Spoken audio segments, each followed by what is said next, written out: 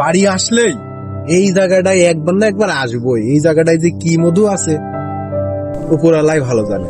ওই আমরা রহমান নাজিরপুরের বিলে বাঁশের সাঁকো বার হবে।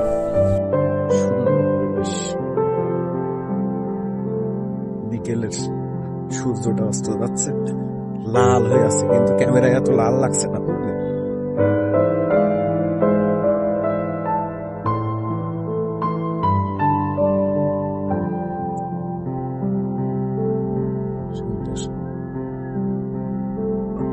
মগও আছে, বাহ সুন্দর। সেই বিকেলের একটা অন্যরকম মুহূর্ত মাঠের ভিতরে।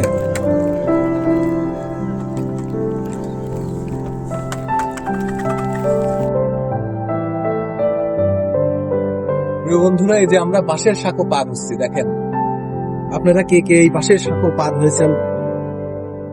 এই অনেকদিন আগে বাঁশের সাঁকো পার হয়েছিলাম, আবার আজকে বাঁশের সাঁকো পার হচ্ছে। অন্যরকম একটা ফিল চলে আসে। নাজিরপুর চাপাই গাছি।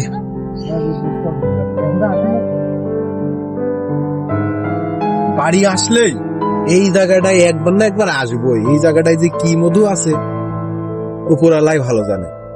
উপরালার এই প্রকৃতির দৃশ্য, এই জায়গা আসলেই মন ভালো হয়ে যায়, দেখতেই মন চায়। আসলে এত সুন্দর পরিবেশটা এই জায়গায় আসলেই মন মাইন্ড সব ফ্রেশ হয়ে যায়। আমরা যারা ঢাকা শহরে থাকি, যানজট শহরে, তারা এই ওখান থেকে আমরা এই প্রকৃতিটা সবসময় মিস করি। এজন্য গ্রামে আসলে এই প্রকৃতির মাঝে সবসময় চলে আসি।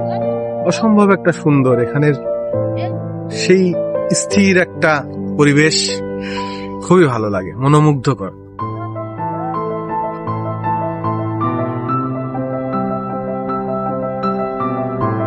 মিস করি না বাড়িতে আসলে এই ব্রিজটা সবসময় একবার না একবার আসবই।